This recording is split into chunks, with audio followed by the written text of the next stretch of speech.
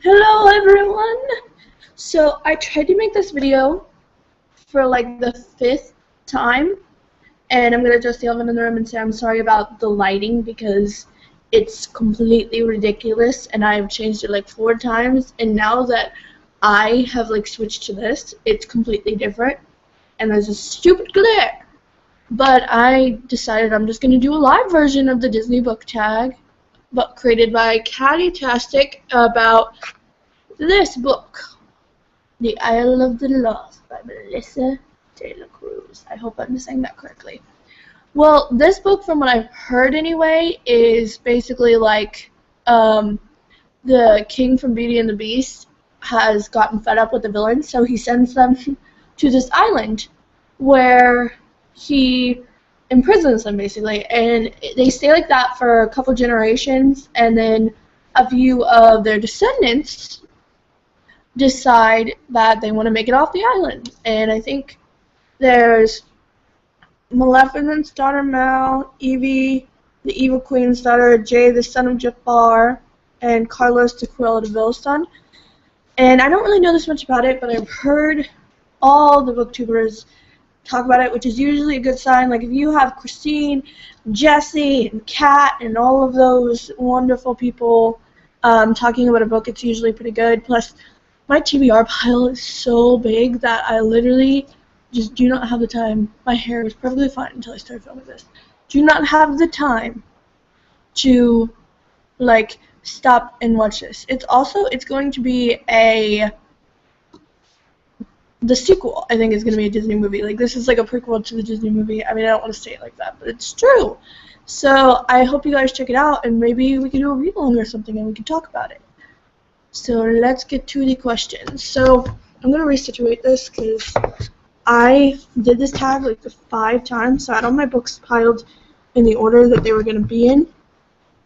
And then the stupid computer decided that it was going to delete my video both times, or at least 5.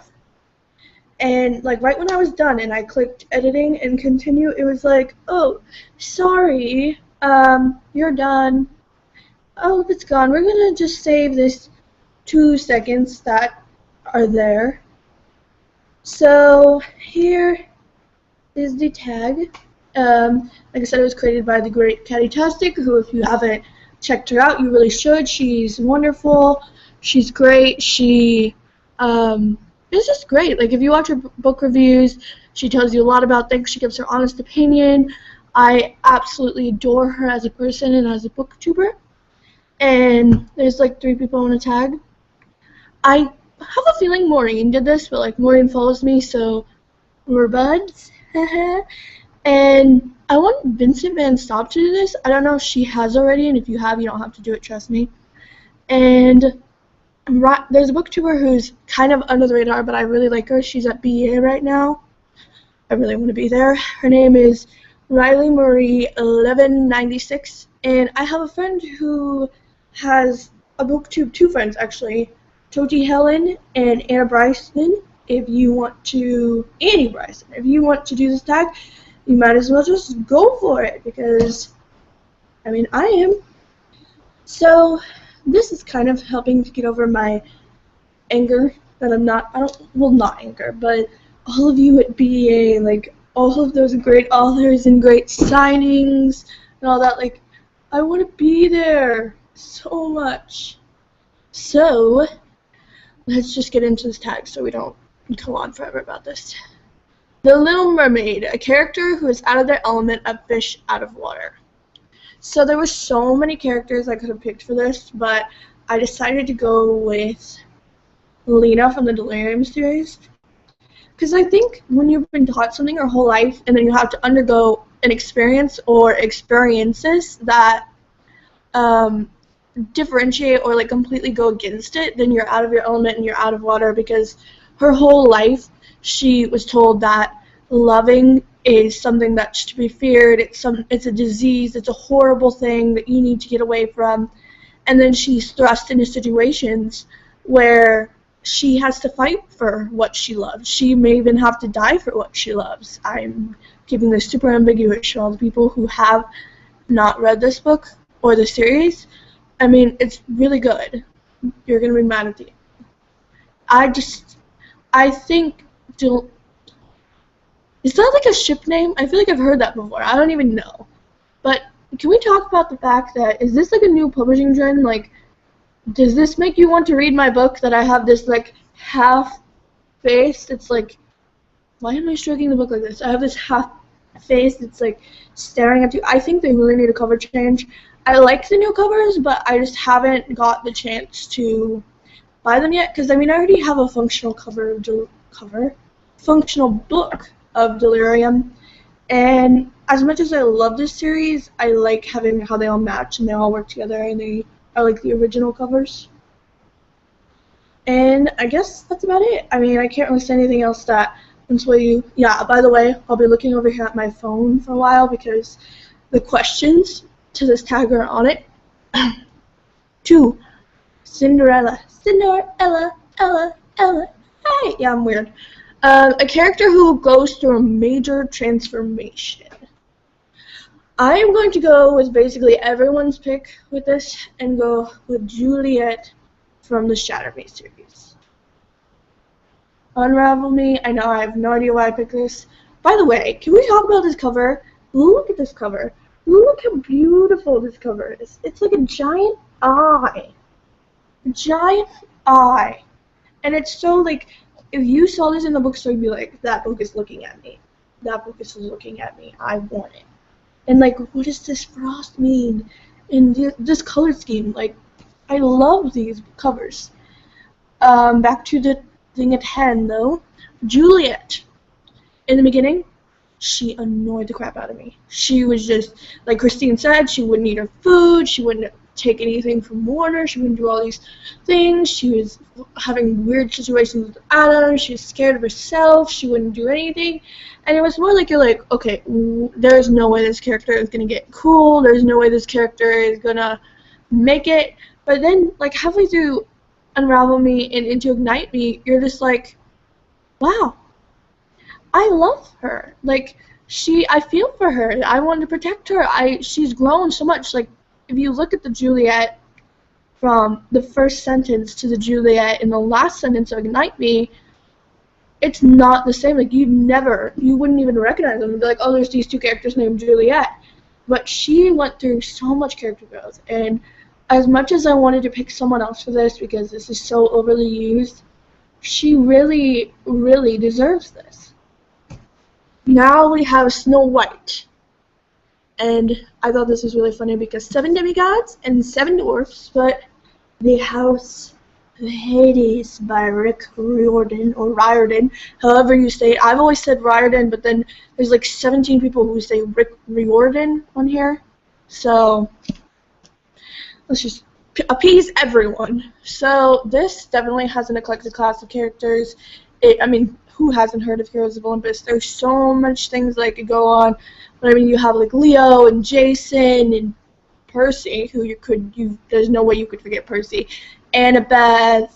I know all of their names. I didn't get much sleep and I could not go back to sleep, even though I'm home. So the next one, I hope I don't offend anybody with, but it's Sleeping Beauty, a book that put you to sleep, and dun dun dun dun. My Life Next Door by Huntley Fitzpatrick. There's only been 2 books in my entire reading time that I have not been able to finish, and it's this and Maze Runner. I just finished Anna and the French Kiss, and you guys all know how amazing Anna and the French Kiss is. So I thought, okay, I'm in search for another contemporary. I'm in the mood for a contemporary, so I picked this up. Look, cute couple kissing by the gate. It looks good. It looks like it will fulfill my little cutesy contemporary needs. But then you read it, and it becomes a chore to read. Every day I was like, ugh, to go read My Life Next Door by Rebecca. I keep wanting to say Rebecca Fitzpatrick. It's Huntley Fitzpatrick. And drove me crazy. Her characters, I didn't even care about them. I didn't care about their romance. I didn't care about the story. And it started to get annoying to read, so I got to the point where I was like, reading is my hobby. Reading is supposed to be fun, so I'm not even going to continue on this. I mean, you may love it. I'm not apparently the reader that this book needs, but you may love it, so why don't you just check it out. Now we move on to the Lion King, a character who had a really terrible, we'll just say, experience in their childhood, and there were so many for this. Like, it was ridiculous. Like, a whole bunch of people picked Harry Potter, and there's Selena, who, my lord, she's gone through a lot. But there was this book that I feel like is underrated, but it's still, like, it's calling to me very much. That is Hopeless by Colleen Hoover. And I don't think a lot of people like this book. I mean, I don't want to say like, but a lot of people don't talk about this book. But it's probably my favorite Colleen Hoover book that I've read. I mean, I've only read 3 books by her, the Slam duology and this one. But I love this book so much. I'm trying to figure out how to say this without spoiling anyone, but this character goes through so much and finds out so much that happened to her as a kid. Like, that literally terrifies me, because it's like the worst possible thing that could happen to a child, and like her friends and her and Holder have to go through a lot. But you really should check this out. I know Christine has a book talk about it. I should probably do a book talk about it, but I just haven't yet. It's beautifully written, it's funny, it's great, the characters are believable, and you'll enjoy it. So the next part of the tag is Beauty and the Beast, which, as you can see, I have my shirt from when my school did it, and I thought if there was ever a time to wear this shirt, it would be now. So I was going to do Les Mis, but I just didn't feel like getting it off my shelf, and this was easier to get to because I'm reorganizing my shelves, and so some things, even though I love them, have to find another place because there's just not enough room, and you want to keep your favorites on your shelf so I can just like go in front of them and display them. But here is my pick for Beauty and the Beast. The Host by Stephanie Meyer. A beast of the book that you end up liking the story. Okay, this basically like killed me. Someone who borrowed this book, dog-eared the pages. Bask in the ugliness of that. I'm gonna have to like fix that in a little bit, and it even has an ugly sticker because I watched this, I watched the movie and I edited something. I read it when I was younger, and this book is so good. I have a stupid movie cover, but I was looking at the publication date, and it says 2008. Stephanie Meyer, where's the sequel? Where's the sequel? Didn't she promise us like 2 books? Well, this really is a good book. I was nervous about reading it because I really was never like a Twilight fan. I never got into that. Vampires are just not my cup of tea, I guess you could say. But this book